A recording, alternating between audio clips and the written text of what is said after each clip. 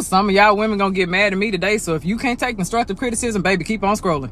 Many of you women are not really what you think you're cracked up to be. Like, some of y'all are really not great people to be in relationships with. Y'all know I work with couples every single day, and I'm gonna go ahead and make a list of everything that I have to work through. First things first, quit coming into relationships trying to make a man secure your insecurities. That's your job. If you lack confidence, if you have low self-esteem, if there's still trauma that you're operating in, if you're self-critical, if you're judgmental when it comes to yourself, if you blame yourself, if you're still operating in guilt and trauma and everything else, baby, that's for you to handle, not him.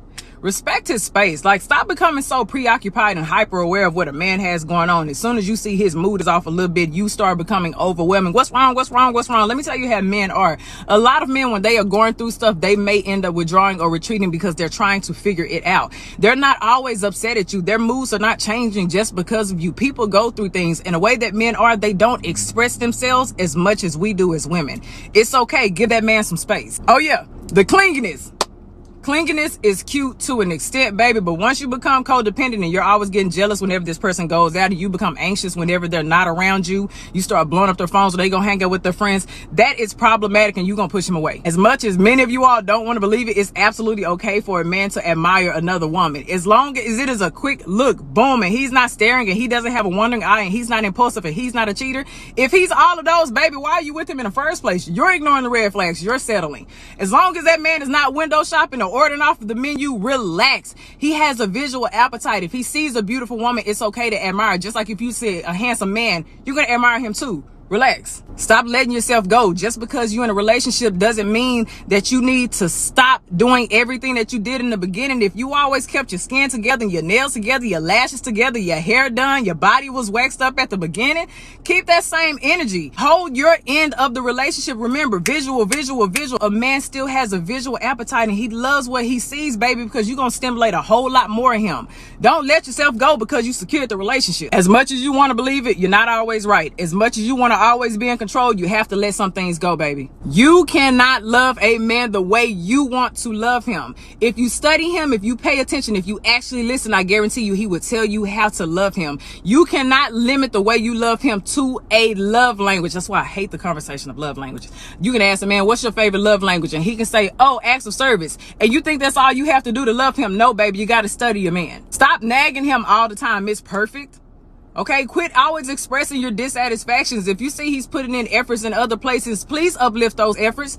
Acknowledge him. Show that you appreciate that. If it's something like a pet peeve, baby, compromise. I know a lot of women have a hard time compromising. Baby, you got to find a middle ground. Sometimes it's just not worth you bringing up a dissatisfaction. A lot of you all just be nagging. You're pushing that man away. It's okay. He's not always going to fit your idea. He's not always going to satisfy you in every area. Baby, I promise you, every trait that you may have on your beautiful checkoff list, he may not measure up to every single one of them. That's why you have to be selective. But stop nagging all the time. You can't read minds and you can't predict the future. So stop trying to interpret things and stop trying to jump to conclusions. Baby, it's not healthy. It's a distorted way of thinking, and it will kill your relationship. Being independent is okay, but why do you have to be so independent that you're unreceptive? Men love to be needed.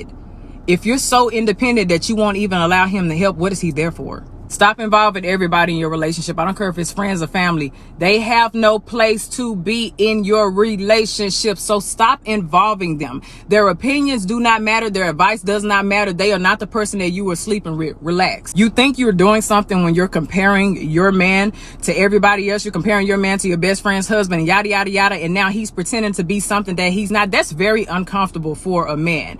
Baby, constructive criticism and destructive criticism are real things. If you're always criticizing, you're going to push him away, and he's going to end up faking things, and that's going to make him unhappy, and then the intimacy is going to decline. And whose fault is that going to be?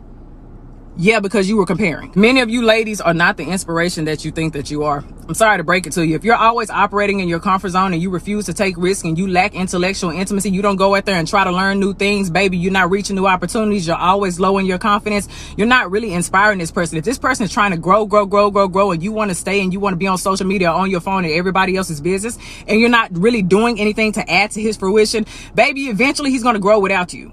Pessimism. Stop being negative all the time. Communication. Learn to listen. Validate their experiences. Don't interrupt. You know what? The list can go on. Just work on your communication, baby, okay? Now, I know some of y'all gonna get to the end of this video and be like, Look, if you want a healthier relationship, start taking criticism. Take each piece if it applies and let it apply. If it doesn't, then go on about your business. But if you want a healthier relationship, if you're dating, if you're a girlfriend, if you're a wife, whatever it may be, you want a healthy relationship, baby, take the criticism as constructive. Take it as a learning tool. Use it and change.